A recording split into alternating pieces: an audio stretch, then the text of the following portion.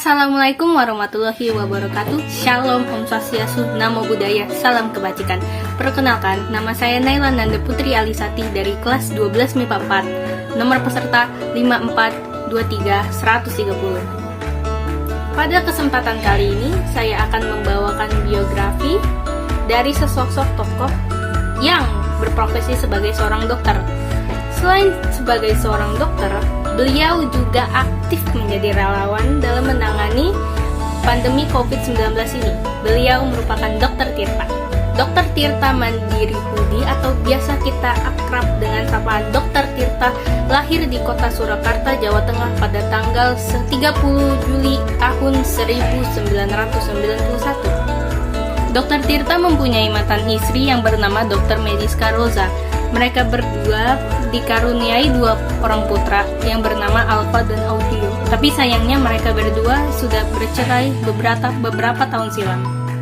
Sejak lulus SMA, Dr. Tirta diterima di Universitas Gadjah Mada.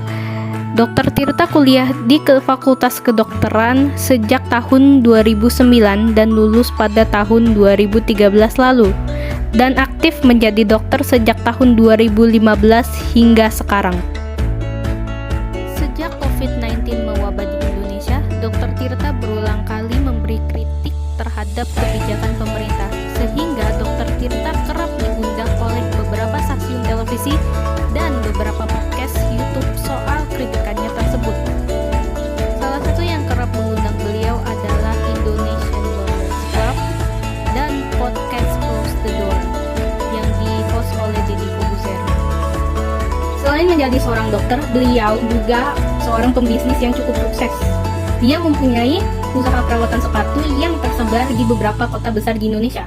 Usaha perawatan sepatu itu bernama Shoes and Care yang dirintis sejak Dr. Tirta kuliah pada tahun 2013.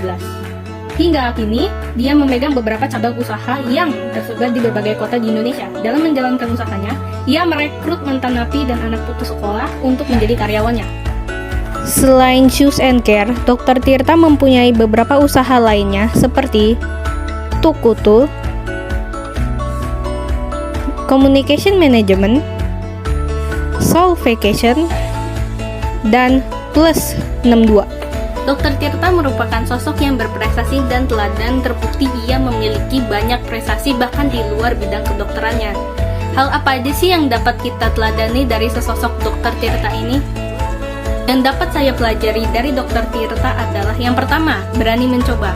Mengapa berani mencoba? Karena saya lihat dari Dr. Tirta bahwa ia berani merintis usaha, bahkan di luar profesinya sebagai seorang dokter, yaitu di lingkup bidang kesehatan.